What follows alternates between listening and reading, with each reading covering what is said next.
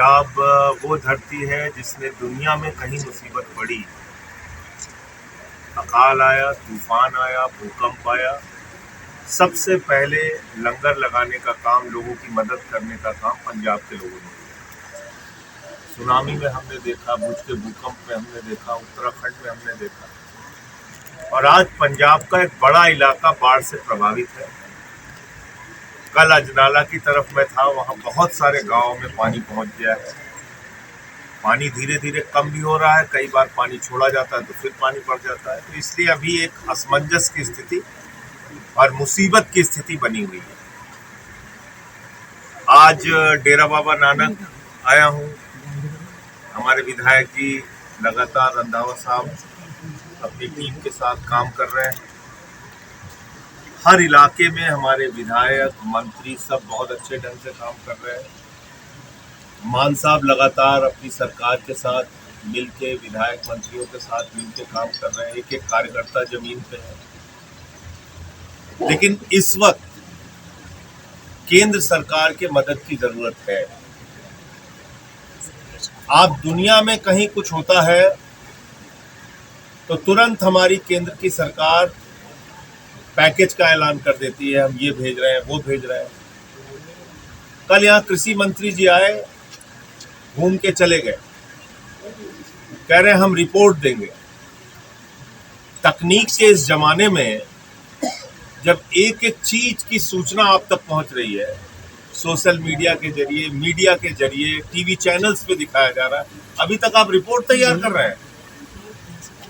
पूरा पंजाब डूब गया, लोग त्राही त्राही कर रहे हैं, अभी आपकी रिपोर्ट तैयार हो रही है।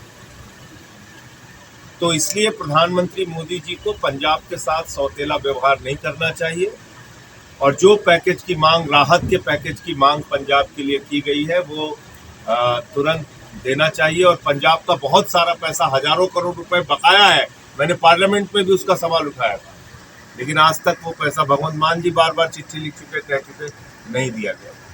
पार्टी के राष्ट्रीय संयोजक अरविंद केजरीवाल जी ने अपील की है, आह्वान किया है हम सारे लोगों से कि आप जमीन पर जाके वहाँ लोगों के बीच में काम कीजिए।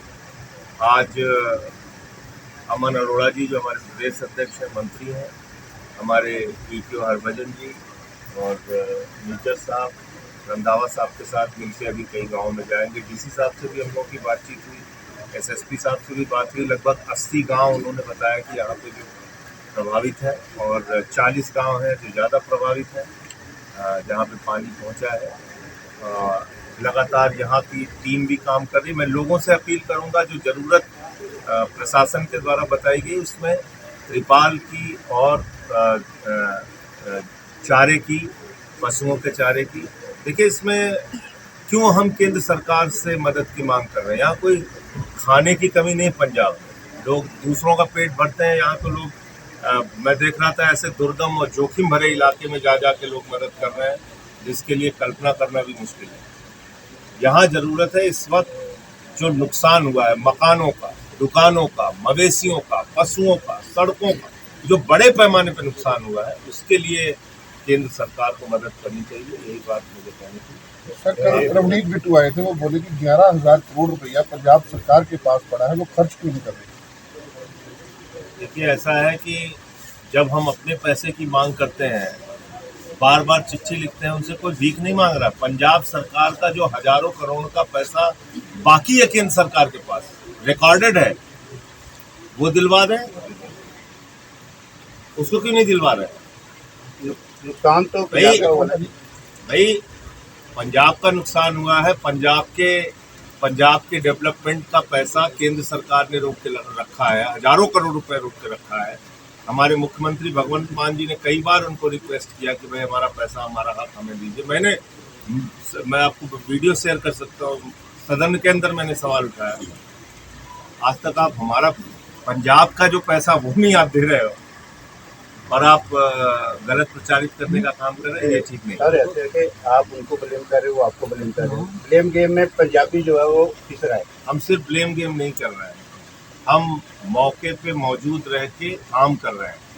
हमारी सरकार काम कर रही है। पंजाब के मुख्यमंत्री, मंत्री, विधायक हमारे कार्यकर्ता सब लोगों के बीच में जा जाके काम कर रहे हैं। हम सिर्फ ਸਰ बयानबाजी नहीं ਪਰਸੋਂ कर रहे हैं। ਗਵਰਨਰ ਸਾਹਿਬ ਆਏ ਸੀ, ਕਹਿੰਦੇ ਕਿ ਜੇ ਕੇਂਦਰ ਸਰਕਾਰ ਦੇ ਫੰਡਸ ਦੀ ਗੱਲ ਕੀਤੀ ਜਾਵੇ, ਹਰ ਸਾਲ ਇੱਕ ਫੰਡ ਹਰ ਗਵਰਨਮੈਂਟ ਨੂੰ ਭੇਜਿਆ ਜਾਂਦਾ ਸੂਬੇ ਦੀ, ਤੇ ਪੰਜਾਬ ਸਰਕਾਰ ਨੂੰ ਵੀ ਸਾਲ ਭਰ ਦਾ ਫੰਡ ਭੇਜਿਆ ਗਿਆ ਤਾਂ ਉਹ ਖਰਚ ਕਰ ਬਾਅਦ ਸਰਵੇ ਹੋ ਜਾਏਗਾ। तो देखो देखो इस तरह है कि ਜਿਹੜਾ ਪਹਿਲੇ ਦਿਨ ਤੋਂ ਰਿਲੀਫ ਦਾ ਕੰਮ ਚੱਲ ਰਿਹਾ ਹੈ ਉਹ ਕਿੱਥੋਂ ਚੱਲ ਰਿਹਾ ਹੈ, ਉਹ ਪੰਜਾਬ ਸਰਕਾਰ ਵੱਲੋਂ ਹੀ ਚੱਲ ਰਿਹਾ ਹੈ ਨਾ।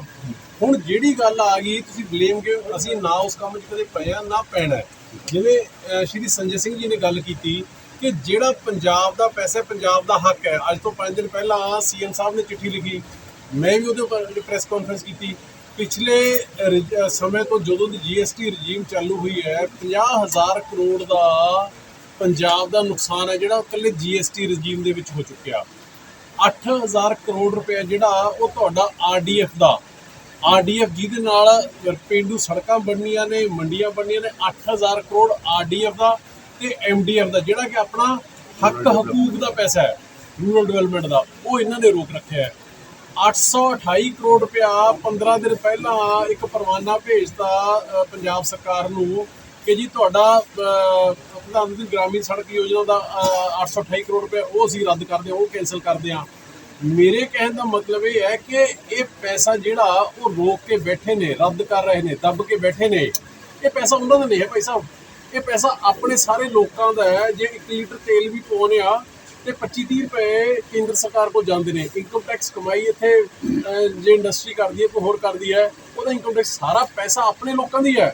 ਪਰ ਉਹ ਤੇ ਐ ਨਾਗ ਵਾਂਗੂ ਬਲ ਮਾਰੀ ਬੈਠੇ ਨੇ। ਕਿਉਂ ਬਈ? ਅੱਜ ਪੰਜਾਬ ਨੂੰ ਲੋੜ ਹੈ ਉਹਦੀ।